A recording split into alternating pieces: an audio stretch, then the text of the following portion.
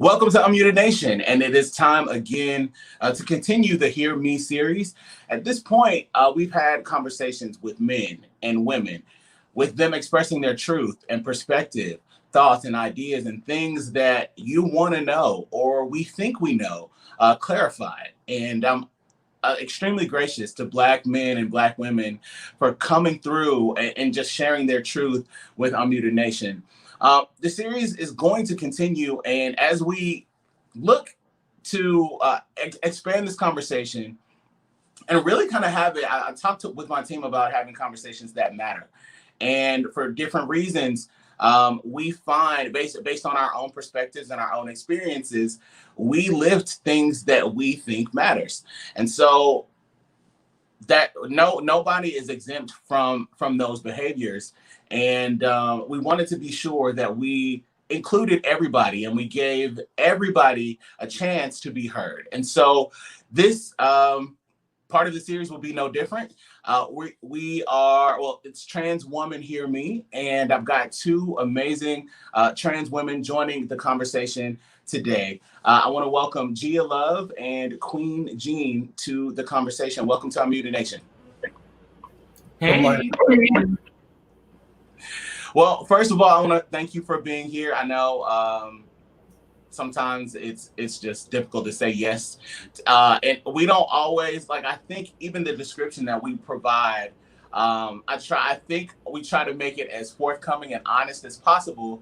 And I find in each of these conversations, I leave with new perspective, things that I thought I knew about Black men. As a Black man, I left leaving this conversation baffled and really searching for additional information just to aid to my own understanding of myself. And so I think I'm excited about where this conversation will go. First, I want to individualize it. And so I don't know, I have to explain every single time. I haven't known anybody that's been a part of these series. So like 5 minutes before, I say hi, and we kind of come into this fresh. And I want viewers and listeners to understand these conversations are just raw. And so I like to start out with just a brief introduction. So first, I'll start with you, Gia, and if you could just tell us a little bit about where you're from, what you do, and Queen, I'll jump to you, and then we'll jump into the conversation. So I'm Gia Love. I'm from New York City, the Bronx specifically. I am a model, activist, community organizer. Currently, I work at Columbia University in the Spatial Epidemiology Lab, conducting research for trans women of color. And also, I am a planning committee member and the director of community engagement for Black trans women in the arts. Before we pass it to Jean, I just want to provide a language shift here.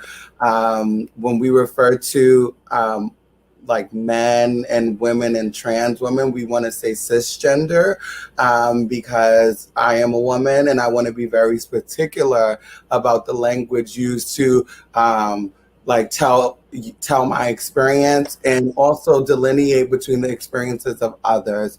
And I don't want to dilute from my womanhood by just not including me in the intersections of that experience. So we want to use the language cisgender to refer to people who were assigned one gender at birth and identify with that gender currently. Got it. And thank you for that clarification and even providing that language. Jean, I want to bring you into the conversation and learn a little bit about your background as well. If you could just tell me where you're from and what you do. Hi, everyone. Hi, I'm Queen Jean. I live in Brooklyn, New York. I am an activist. I'm a costume designer, and currently I'm the founder of Black Trans Liberation, an organization that is here to ratify the statistic that Black trans folks, that their life expectancy is 35. So that is something that we want to dismantle. Thank you. Thank you. I think you just dropped a gem there, and I want to get into details like that. Even with you, and my mind is blown already. You said the life expectancy for a transgendered woman is 35. For a Black trans woman, yes, it is 35. Wow. Well, I mean, at this point, there's tons of background that we could do, but I want to kind of start at the beginning because I think, as with learning language and understanding, one thing that and this is Unmuted Nation, right? So be free, don't hold anything back, correct me, because this is really, I think this is time to correct. Correct stereotypes in this culture. And I think these conversations, lifting conversations and bringing these conversations to the forefront is really how we get on the same page. I get in trouble a lot for saying that people are ignorant or unlearned. And a lot of times in certain communities, they take the word ignorant as offensively.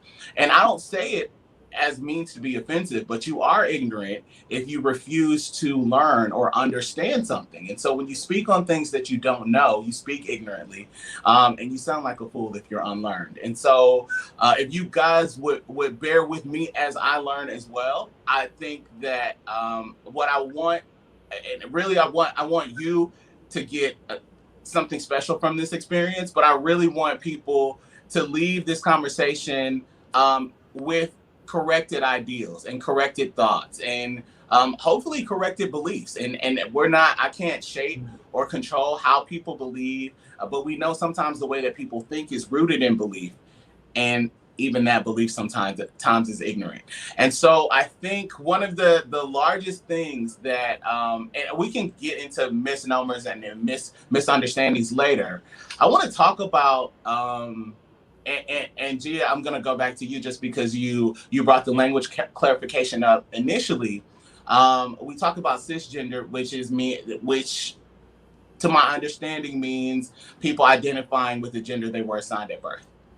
With the sex they were assigned. With the sex that they were assigned at birth. And so though that would make if you don't mind just giving me some education and give me the full definition of cisgender, so we can move in the conversation and be clear. So sex, when you are born, a doctor determines one's sex based off of their genitalia. That's how most doctors define sex. And someone who is cisgender is assigned a sex at birth, and then they identify with the gender norms and gender representations and gender performance of that sex.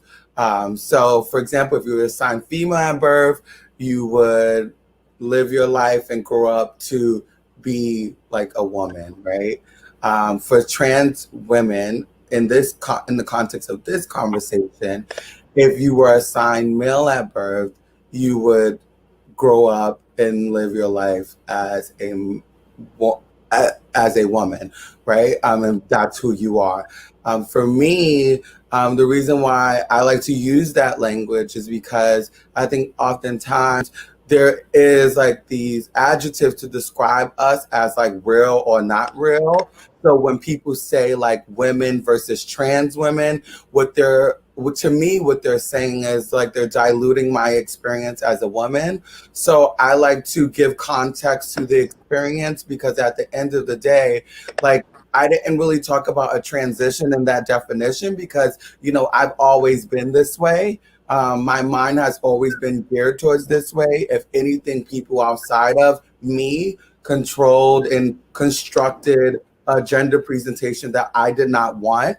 So I like to use this language because I am real. I am a real woman. I am a woman, but I am a trans woman, and I am affirmed in that experience. And I like to speak it and uplift it. No, and I appreciate that. And I think that's the most important, right? This is who you are. This is what you want. And this is how you should be respected. And I stand by that. I think there are a lot of misunderstandings. And I think let's just be clear. Everybody's experience is not the same. And I think the delineation that you made of doctors playing a part in assigning the sex to the child at the time, and the child growing into whatever has been assigned at the time, and then not being true. With you, can you talk to me a little bit about? You said you've always felt that. Well, you've always been this way, not felt. You've always been this way. Right. Yeah. There's so many miscommunications or misunderstandings of, and people that will tell you that you weren't. People that will look at you and say, "No, you were born a certain thing, or you were born a certain way." Clarify for me, if you don't mind, that statement and what you mean by that. And just talk to me about the experience, and be honest with me. I know sometimes I'm an honest girl. You don't have to. And sometimes people initially reject it, like I said, because they don't know. And so what I hope people that come into this conversation, they do know. That's the thing, because when I was 4 years old, like 3 years old, and I started to express a gender, because like when you're young and like you are just a kid, certain things are allowed. Then when you get to a certain age, then they start to chastise you for your performance. And when I was young, like, kids called me names that alluded to their identifying me as this thing, right? So I was called a faggot very young, right? By like adults and by how young? Kids. I would say my first memory is probably like 4. Wow. I didn't know what a faggot was. Obviously not.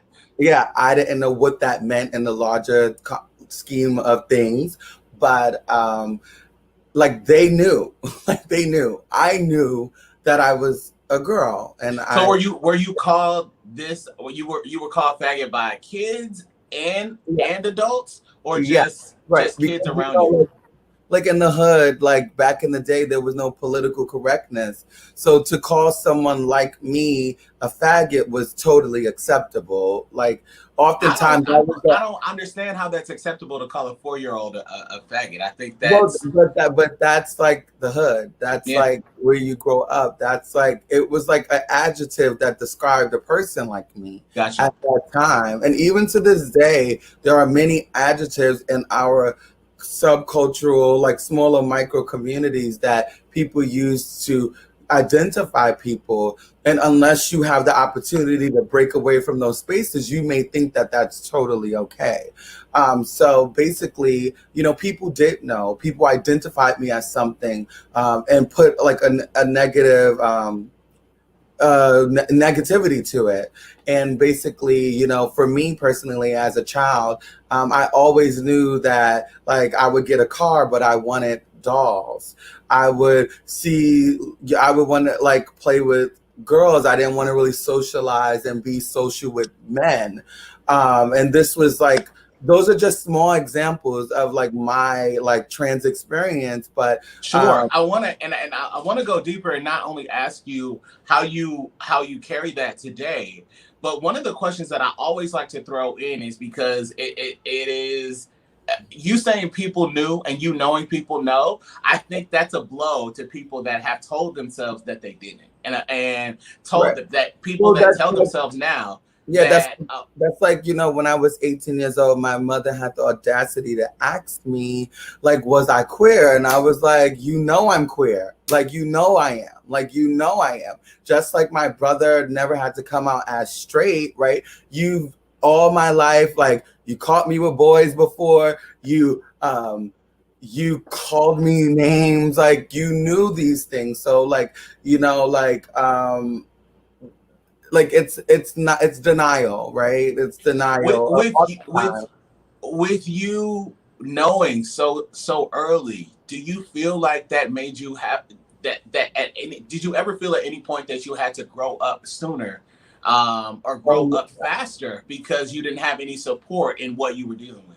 Well, as a trans person, we are very spiritually connected because we're being pulled so far from who we are growing up with respect to our gender. And a lot of times gender, for a lot of us, that's the lens that we view the world through, because that's something that we've been denied. So basically, like, I definitely had to know who I was and stand firm in that. And oftentimes, even when I was pulled away from that, in my heart and in my soul, I knew who I was. And I always performed that by myself when I had the opportunity in the bathroom, when my mother wasn't home. I did what I could do to actualize how I felt about myself. Do you think you were robbed of any childhood experiences because you couldn't, or were you just as expressive as you are now?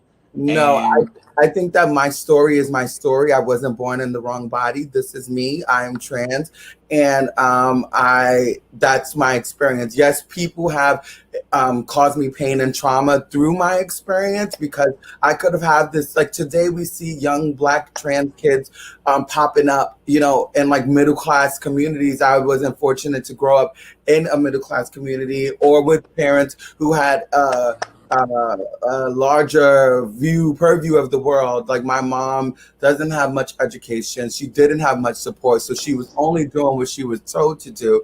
And, you know, I don't really fault her for that. I fault the system, but I wasn't robbed. I've persevered. I've been resilient in my story. And I think that that is the reason why I'm here today. So I would not change any of my story for anything. I appreciate that, and I appreciate that honesty. I want to bring Queen back to the conversation and just ask you a little bit about your childhood. Did you ever at any point feel like you had to grow up sooner than? And I guess I'll preface that with an example. So a lot of times, people feel like maybe a single parent or maybe both parents, middle child, that they are having to do things that a child shouldn't have to do, and they feel lonely or alone. Did you ever feel like you were on your own growing up? Did you have anyone that understood who you were?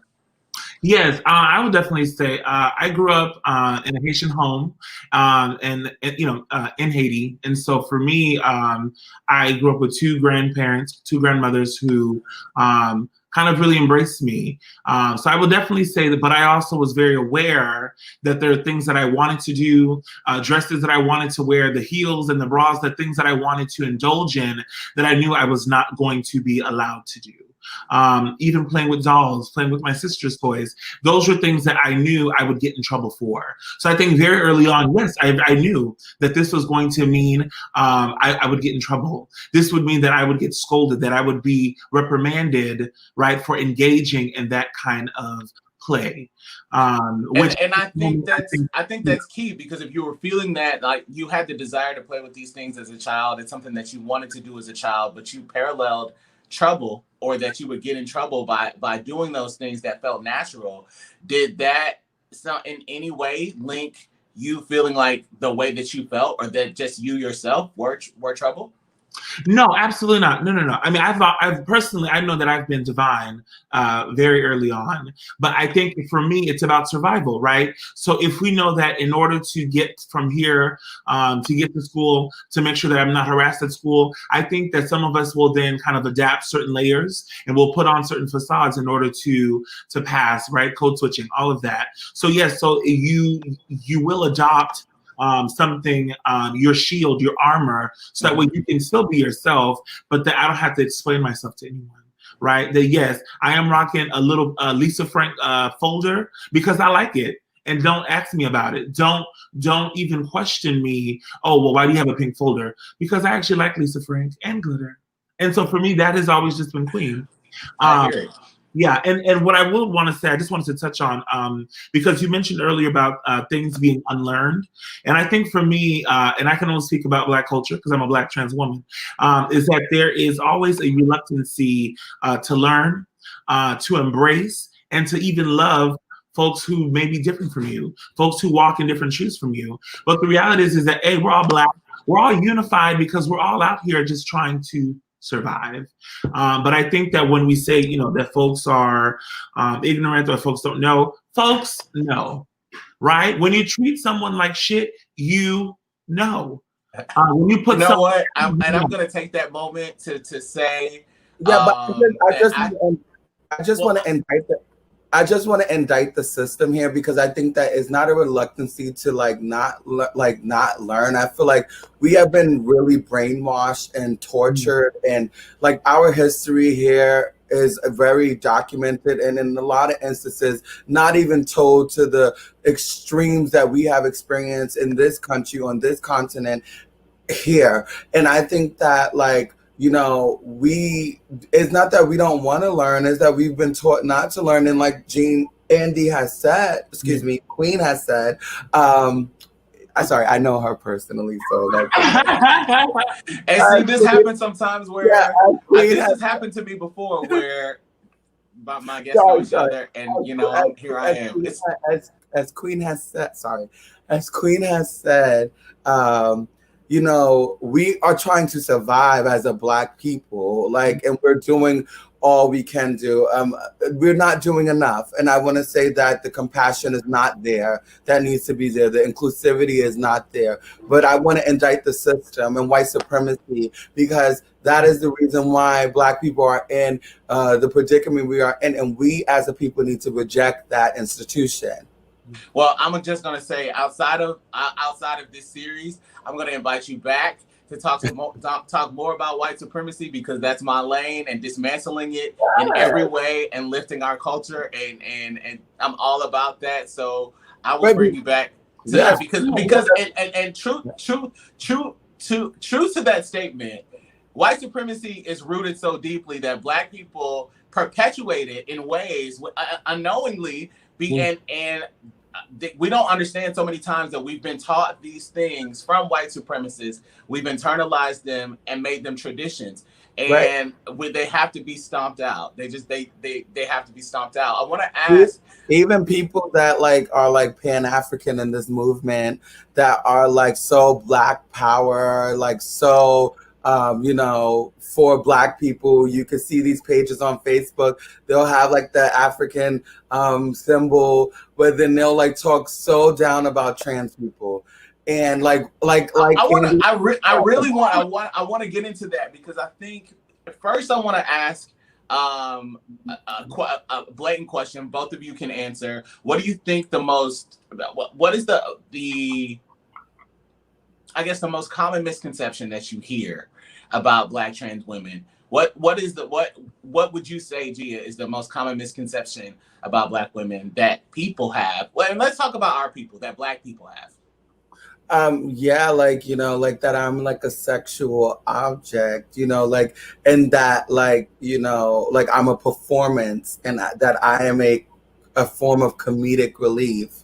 I am none of those things. I am a very serious, very you know, intellectual, very you know, loving individual. I'm like, you know, and I think that a lot of times when we have like these stereotypes of what a Black trans woman is, because a lot of times the white media has perpetuated a lot of these narratives and injected them into our communities, we are afraid to even approach trans people, because only thing you see us as on television is streetwalkers, and some of us are streetwalkers. I've streetwalked before. But that is not the totality of my experience as I sit before you today.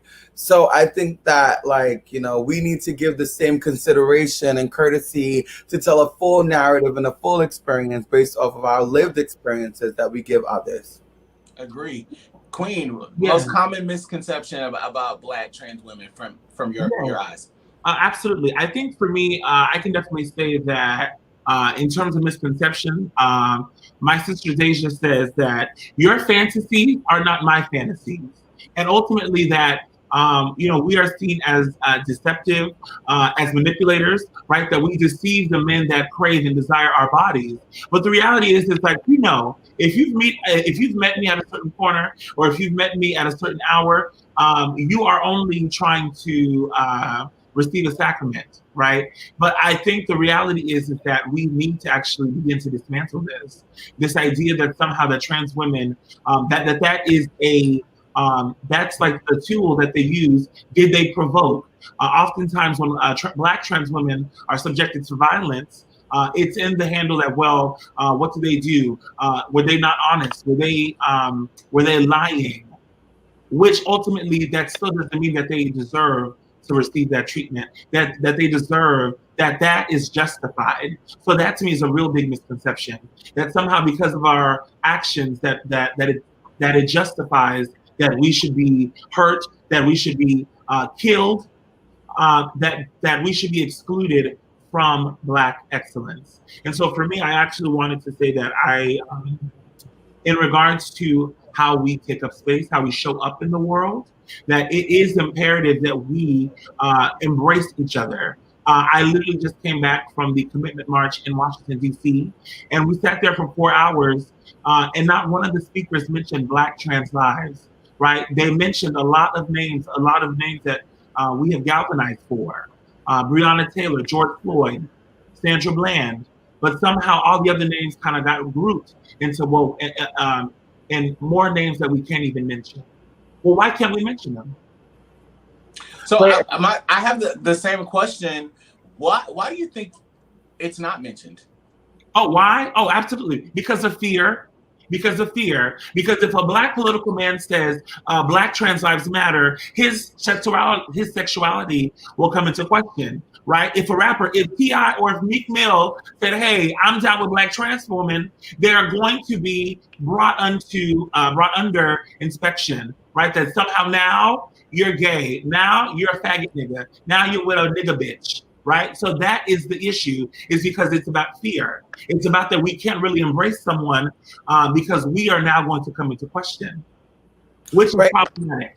And in addition to that, we already said, that's why I don't participate in these movements, because if we're going to have a Black movement, it needs to be Black. And this idea that we want to have this perfect Black man that is at the forefront of these conversations, like the ones that Queen just said, and they can't be hold each other accountable and be held accountable themselves for not only their privilege but the violence that they have perpetuated against us, and utilize their allyship, if they want to be called that, to for the greater good. I can't participate because it's just I'm Black too, and I want to land there for a second and talk about that, because we have done a number of series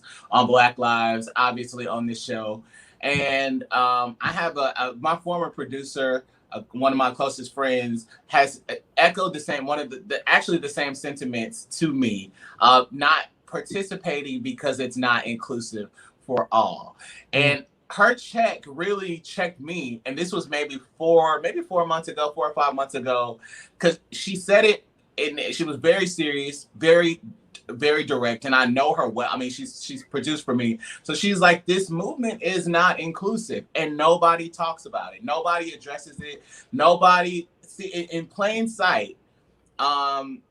When Black women are ignored, Black trans women are ignored. These lives are typically and regularly ignored, and at the same time, we're expected to be out here and being champions for some of the same people that attack and brutalize us. Yes. And I'm not with it. And so I think I appreciate you for saying it, and I want you to say it louder. That her checking me like that has brought it to the forefront for me. So I'm out here advocating, and I really don't give a damn what anybody thinks. Because the thing is that we have a public health crisis in our Black community, and it's very specific. Black cisgender men are killing Black trans women, and it's a very specific thing that is rooted in the experiences that we have as Black trans women. Other trans women do not have a life expectancy of 35. You do not see other races of trans women being brutalized in the way you see Black trans women being brutalized, to the extent and to the frequency of the brutalization. So it is a very specific thing that is happening. And because we have been living through, and our movements have been existing through the gaze of whiteness, we are not able to check that. And even if police brutality stops, Black cis men will still be killing Black trans women, and that is at the forefront of my safety and of my security. So in order for me to walk down the streets and yell and yell and yell, we need to have these conversations. So I can't do it. I need to just stay in my house, be safe, live my life, and just worry about how I'm going to survive and my girls are going to survive. Yeah, I will definitely say to echo what my sister G is saying. I think for me that is like what actually propels me to fight, right? So for me, in Black trans liberation, we are out almost every day in the streets to make sure we can create space and create access for Black trans women, especially in these conversations, as we're describing how we want for us to reset when we were kind of return from the COVID crisis. I mean, these are things that folks aren't discussing. I will definitely say that I think for me personally, I just want to ensure that Black trans women, that they are centered in how we describe about visibility, representation. When we're talking about giving Black people access, we need to give Black trans women and men and our siblings access, that they too need job security, that they too need to have proper healthcare, affordable education. These are things that young trans folks don't even have an understanding of, because those are things that aren't even an option for them. So I think for me, through Black trans liberation, we want to open up those doors and have folks able to receive the same care and the same attention that we are giving moving forward. And then the last thing I will also comment on is the fact that when I did go to DC this past weekend, the reality was that there were a lot of vendors, and I actually shared this, vendors who came from all over the country to sell merchandise. They were, to me, because we went around actively seeking Black Trans Lives Matter representation. They didn't have it. And ultimately, by the end of the day, there was a man who was saying, hey, we got shirts, all sizes. And I said, brother, but you don't have all the messages. You purposely did not invest in Black Trans Lives Matter because you knew that somehow it wouldn't sell. You knew that no one would want to buy it, that no one would want to subscribe or support. So that to me is what, when we talk about the supremacy, when we talk about the unlearning, that is how we begin to unlearn, that somehow that we don't have a value, that somehow Black trans liberation is not something that is in your forefront, that it needs to be. Even down to the granular level, we need to be centered. We need to be discussed. Our name should be mentioned because oftentimes, like my sister G already said, with or without police brutality, we will always be at the receiving end of violence, because somehow white fragility, white supremacy has now leaked into our bloodstream, that now we are also subjected to that. Thank you. I have a few questions. I think that insight is valuable, and I think that like these conversations, bringing this conversation to the forefront is really important. And I think that we need to, Black trans lives do matter. Black trans lives should be visible. Black trans lives should be discussed. And so I think in addition to the fear, and the subset of people knowing, I think there's a larger set of people that know. I think there's also a large set of people that don't understand. When it comes, so I have a few questions, because I think when it comes to education, people, where is the first place that people should turn? I think that it can be taxing on a person to be asked about their humanity over and over and over again. You are a human first. So, I mean, we are all humans. So no one wants to be asked, like, I'm a human, you're a human. I don't want you, I'm not asking you like about what it takes, you know, all of the steps. But when it comes to education, and for people that want to be educated properly, and they want to have the language, and they want to be allies, where should they begin? Well, so, you know, I'm just gonna just use this as an example. You know, like as a Black trans woman, you know, I'm an American citizen. I was born here. I don't know like the experiences like that people who are undocumented or who immigrate here. Like, I don't know what that experience is like firsthand, but I have met people who, you know, live that experience, and it's not an easy experience. It's definitely a horrifying and one of the experiences that I think needs to be talked about and often represented more in our conversations, because oftentimes Black people are out at the forefront of that conversation as well. And you know what I do to learn about that is, you know, I literally, like you said, treat people as human beings, and develop friendships, develop, you know, partnerships with these people. And through having a relationship with them, I learn the person and I know what extent in which I can have conversations with them. Most people in this world don't even want to have a conversation with a trans person.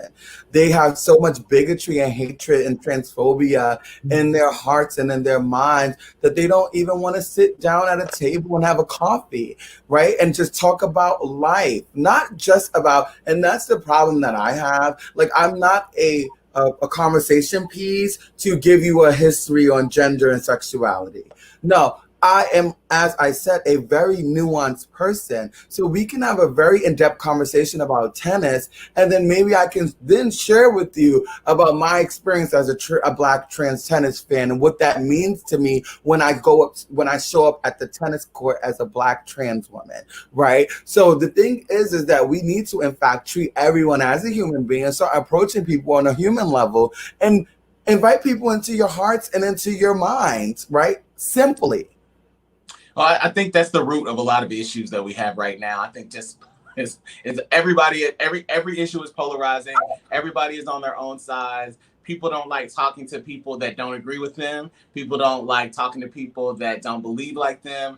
And I know how we got trans people are used to doing that. I'm used to doing that. You know, we're like I don't want to sound like Donald Trump here and be like, we're the most this, that, and third. I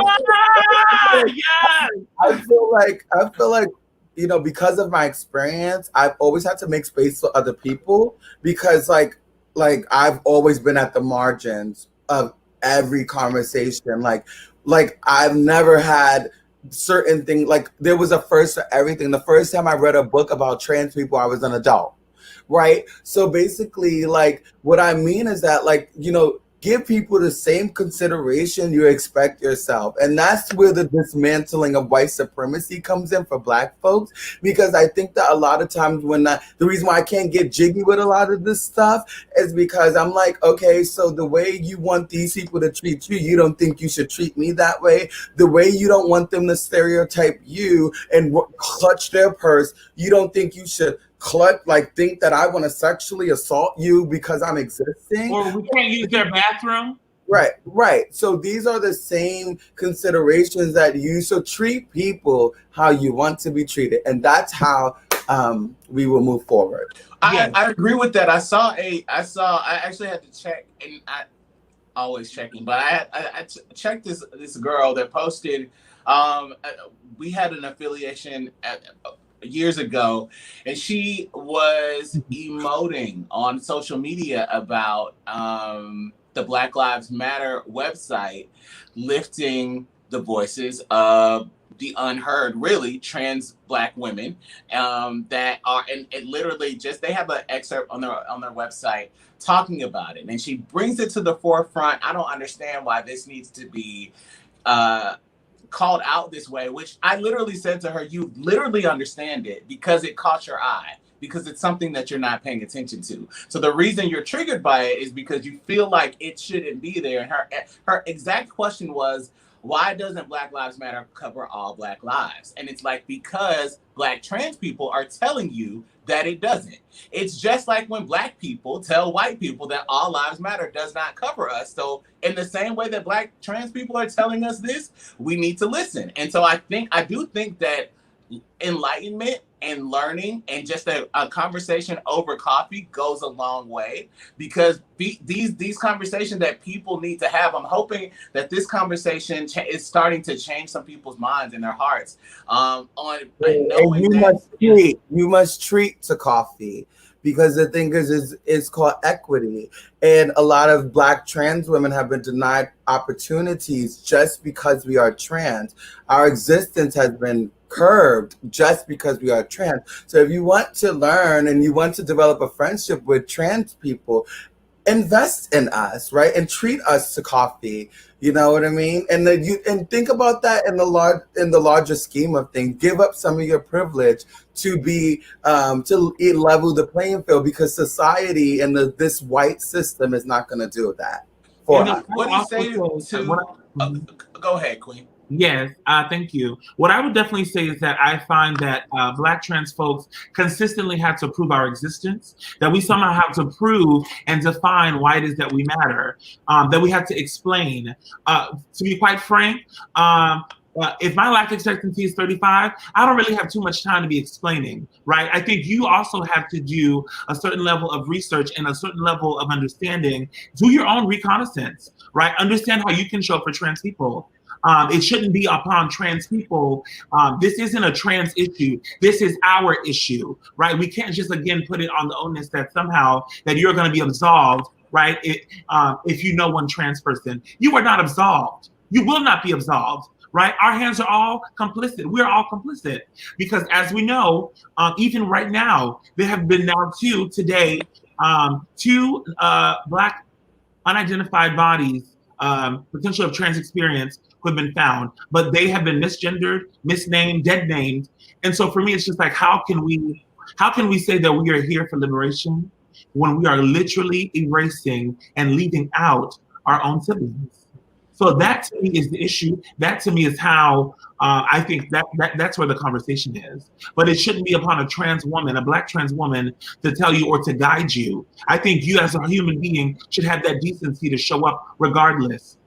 You shouldn't have to wait till someone is killed for you to now feel something. You should have been felt something. You as a human should feel something, because we're also human, right? So that when you think about how you want to advocate, the same way that you are glorified in saying Breonna Taylor, you should be glorified to say Brayla Stone, Bree Black, Dominique Rennie-Fells, Raya Milton, Laylene Polanco Extravaganza. These are women that have literally been taken away from us that we aren't mentioning. Drea McCarty. I mean, it's so puzzling, again, that we have to prove why we matter. That we have to prove to someone that our life is just as valuable as yours. But somehow, because I'm a Black trans woman, you don't feel that same way. You don't feel the same earnestness to defend and support me. You won't protect me. If I were on the street, like we saw in LA, 3 trans women of color being attacked, trans women being attacked by a group of men, and Black folks walking by and opening up their phones to go live. But they will not protect us. So that to me is how you can show up. Protect us. I have a question. And this is, I actually have 2 questions. Probably more than that. This question is takes me back, because I think that I have a lot of conversations. I've been talking my whole life. So when I talk to older people or seasoned people, I won't give them old, but I say people get to a certain age, and this is I'm scaling back a little bit and talking to not necessarily Generation X, but the baby boomers that are somewhere between 1945 and 1965. And their education is their education. They've learned what they've learned. And they're not a community collectively that is interested in relearning. And so everything, not just trans women or trans men, but the fact that you don't identify with your gender blindsides them, because they're like, I learned it this way. This is all there was. These new people are making things up. So my question is, because that's literally what you hear. Like, I listen to, it could be somebody's grandmother, it could be somebody's mom, because they are, and I'm gonna preface what I'm saying with this. I think worldview has a lot to do with why we are in such a limited state of understanding and acceptance, not just in America, well, in America specifically, but I think exposure is also a life changer, right? I think if you have grown up in a certain area and all you have had is access, like your access to the world has been the internet, you may have some limited viewpoints, and there's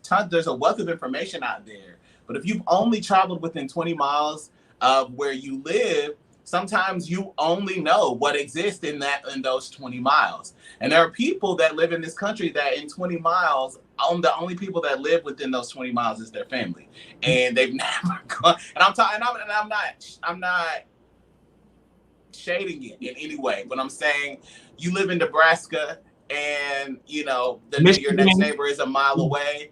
All the neighbors are your family. Your overall exposure, like where you go to school, where you go to work, everything is limited. And so the exposure, what do you say to people that truly don't know how to ask and aren't prompted or don't feel obligated to research because they already know? What I will definitely say, I recently actually got asked to speak at a church in Harlem about reckoning with how we use pronouns at the service, right? When we say pronouns, when we greet people when they come to worship.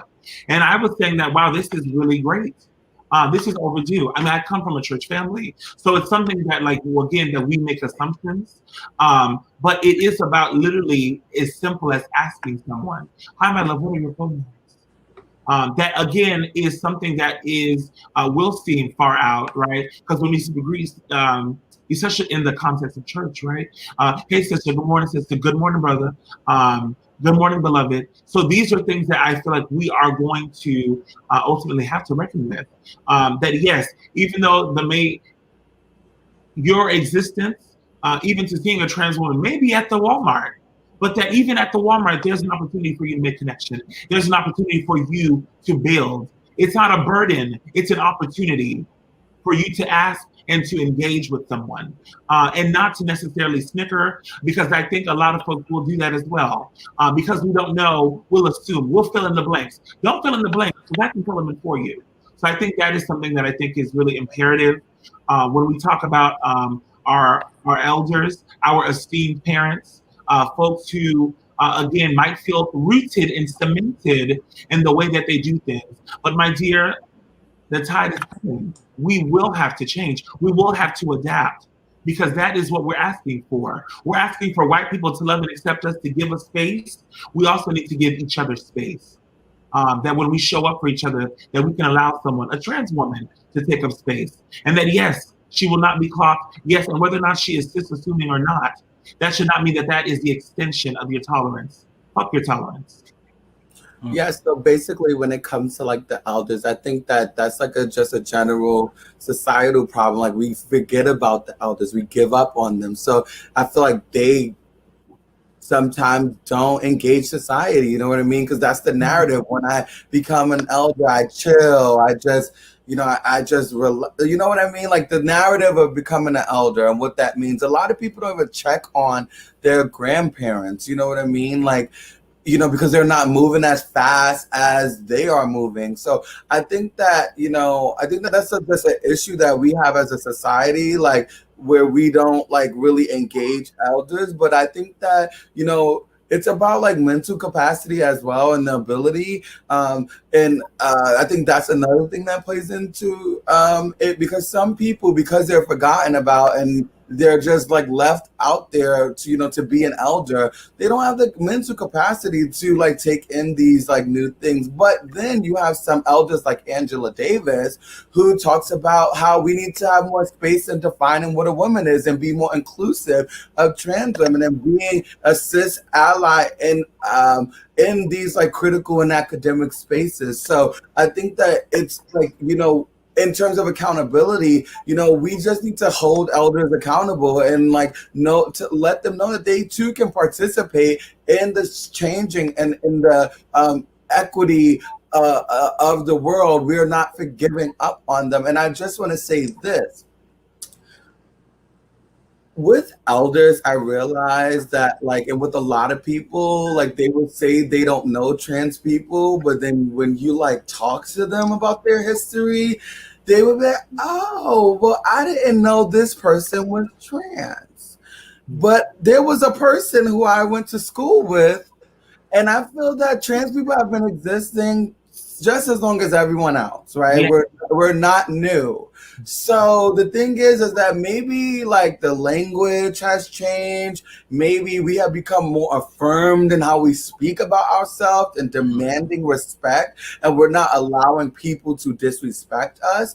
But like, you know, Crystal LaBeija and that video, that documentary about the Queen, that was from the 60s. Yeah. The Girls from Paris is Burning, that was like the 70s. They were pumping in Harlem. People had trans neighbors. So it's like, it's about, you know, growing with the times and really investing in our elders and like really keeping them active so that they too can participate in the transformation of consciousness in this world. Yeah, and I will also piggyback and echo what my sister's saying, in that I think oftentimes our elders will say, or even like our parents, their generation, that, oh, well, we don't have a problem with gays. You know, it's just that we just don't agree with the lifestyle. And I think this, again, is like what, to me, when we talk about a colonial mindset, is that, yes, you do have a problem. You actually don't really support someone who's different from you. Because again, they are other. So because it's unknown, you've now rejected it. And that is, I think, a lot of what trans folks, trans youth ultimately face, is that they are rejected from society. They're rejected from community, rejected from their homes, rejected from a church even, right? So it's like, well, how can you say, well, we don't have a problem. It's just that we don't accept that lifestyle, right? Within our home, these are just things that we just can't tolerate. They're things that we don't align with. Why can't you align with it? Is this not your child? Is this not your cousin? Is this not someone who deserves to be loved? And so because of that, I really think that, yes, our generation, again, there is a level of accountability that needs to be married with advocacy.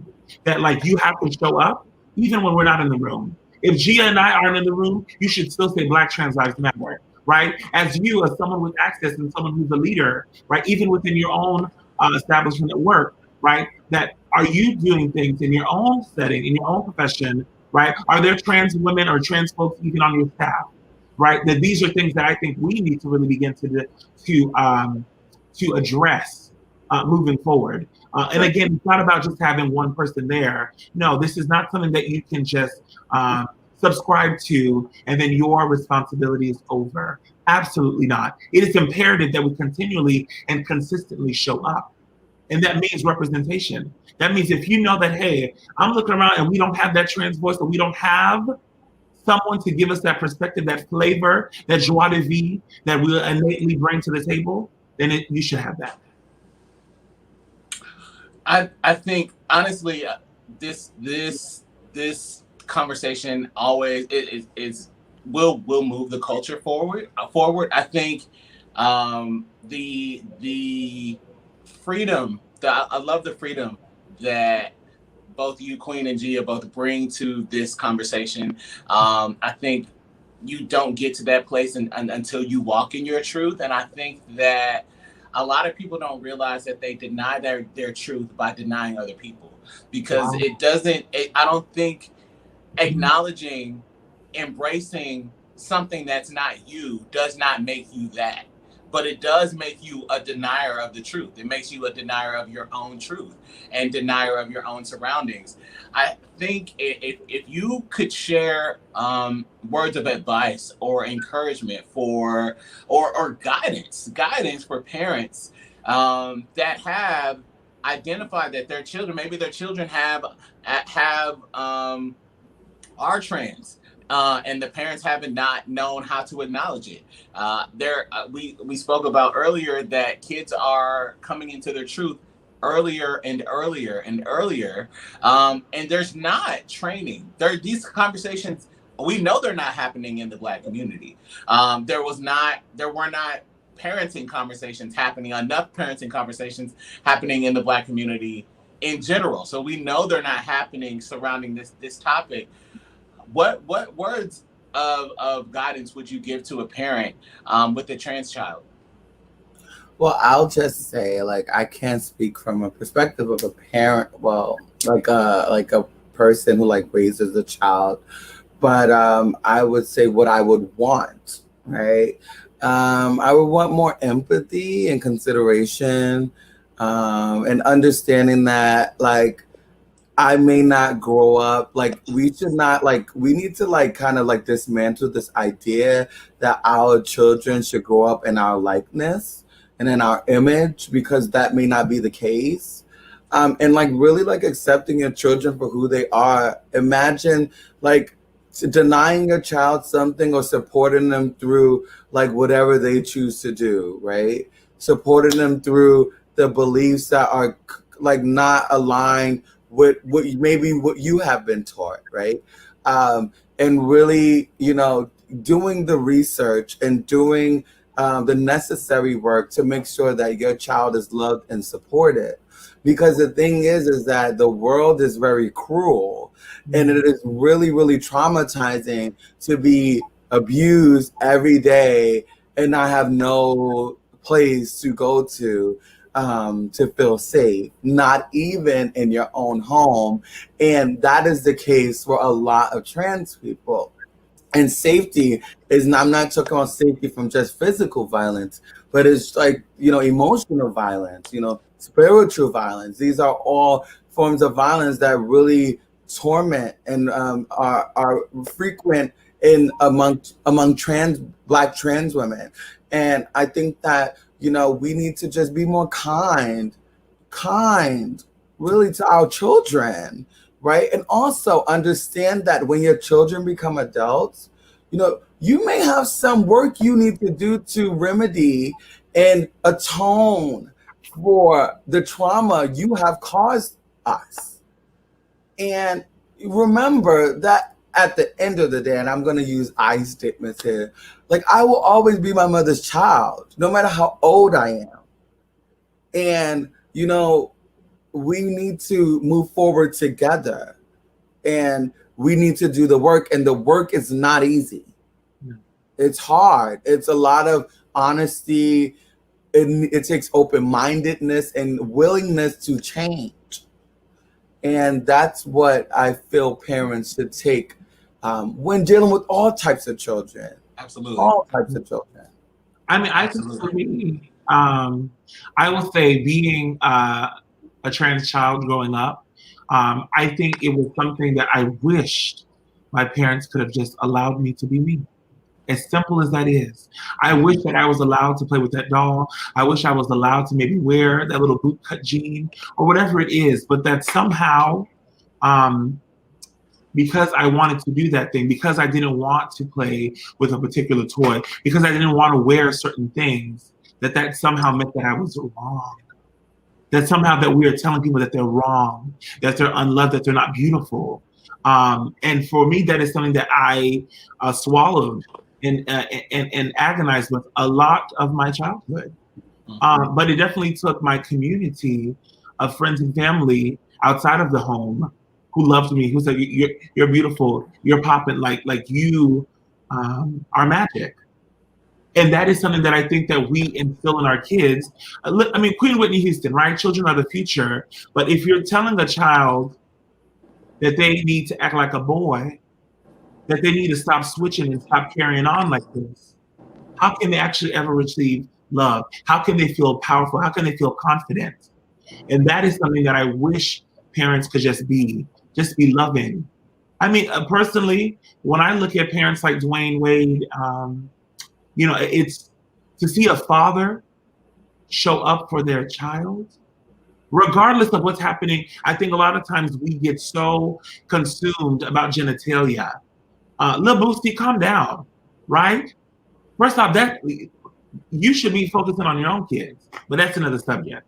But I just really feel that we have got to be better humans, right? We need to instill that our kids can sustain, that they can survive, right? Because we already know that they will be subjected just because of the color of their skin, elbow black, right?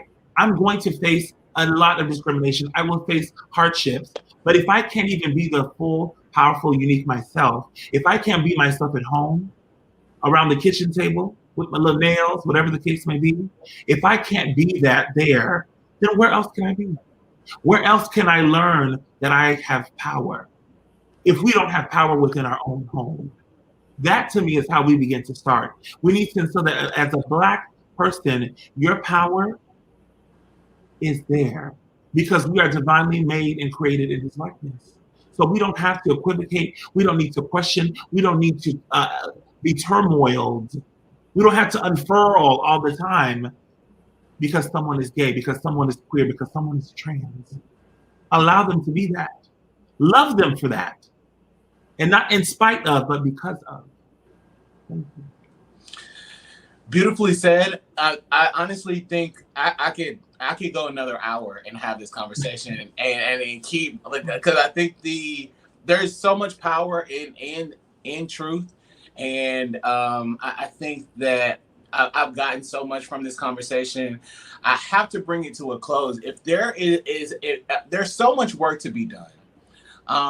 If people want to start doing some of this work or want to get involved and they don't really know where to start, where should they go? Where should they begin? Aside from education, and I want to direct people to some places that they can educate themselves. And I don't know if just a regular Google search is enough. Are there certain organizations or awareness campaigns that people can look into? So I think that generally, like usually most places have like a LGBTQ center. Well, we're privileged in New York, but in a lot of cities. Yeah, New York's on another level. Yeah. We have a lot of them, but like some places have one. I think for those people who live in those places, like the 20-mile places, the closest LGBTQ center to you, and a lot of them in the day and age that we are in provide online resources, virtual resources, virtual support groups. There are a lot of social media, outlets like I'm a brand, you know what I mean? Like not just a brand, but like my activism, like my social media presence is activism. So like follow the girls, follow us, like look at our content. Not just ask questions, because I feel like I said, if you sit with me for a while, you'll learn, because I'm going to tell you. So my Instagram is love.gia. You can follow me there.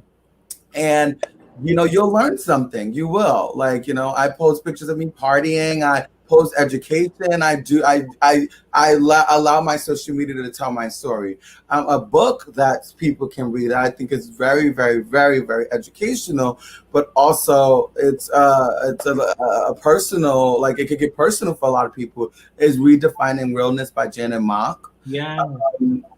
That's a great book to just learn, but also get a good story out of it as well. And like you said, search the internet, go on Twitter, but the thing about the internet is that you have to be careful, because there's different segments of a narrative out there, and it is up to you to determine what is the best narrative that it aligns with the story you want to tell and what you want your personal narrative to be. So definitely do the work. It's not easy. Absolutely. Queen. Hey. Yes, I would definitely say that, for me, it's imperative that we create moments where we can have a conversation. And I think that we should not feel that, I can't have a conversation because I don't know. I think conversations can literally start in your own household. At the kitchen table, we can start to unpack and begin to really examine and discover ways that we can be better to each other. And again, it's not about having all the tools all the time, right? But we can start, and then we can continue to build, we can continue to grow. I will say that for me, I'm definitely heavy on the social media. On Instagram, I'm at Queen Jean, QWEEN _JEAN. And you can also go to my website, blacktransliberation.com. It is a resource for liberation, for a lot of actions that are happening in New York City, and a lot of other community co-conspirators, as we call them, who are also creating spaces and access in regards to resources. So that is something that you can also check into. I think for me, something that I want to share, one of my brothers is a barber, and I sent him a message. I was like, look, can you please tell the fellas in the barbershop, don't antagonize the strong Black brothers who show up for Black trans liberation. Take the chains off and join us, because you should save that negativity for therapy. We don't need to alienate because someone else is trying to figure out how they can show up. So I think that is something that we should be cognizant of, is that because someone is trying to navigate how they can show up, how they can take a step out on faith, how they can step out and begin to love and begin to embrace, they should not be met with resistance, especially by another Black man. Absolutely. Listen, we will make sure that your contact information and how people reach out to you is available, not just on our social media, but I'll put it out there as well, because I want people to connect. I actually want both of you to come back, so please come back and join me for further dialogue, not just about this topic, but in general, because I think you offer so much perspective to Blackness and so much truth to Blackness. And I think that all of us have to be cognizant that we have to do the work so that everybody feels included. And that's what I want people to get out of this. I can't be more appreciative that you guys agreed to do this series, because the conversation goes everywhere. Like I told you an hour ago, we didn't know where we were going to land, and here we are. I think there's just so much insight, that valuable insight that people can't get from just searching online and hearing the truth from both you, Gia, and Queen. I think that's life changing. So, ladies, thank you for joining me today, and thank you for tuning into this series. It continues. Black Trans Woman Hear Me, and this series continues. So check us out, Unmuted Nation, on Twitter, Instagram, and .com. We've got more Unmuted Nation after this. Stay with us.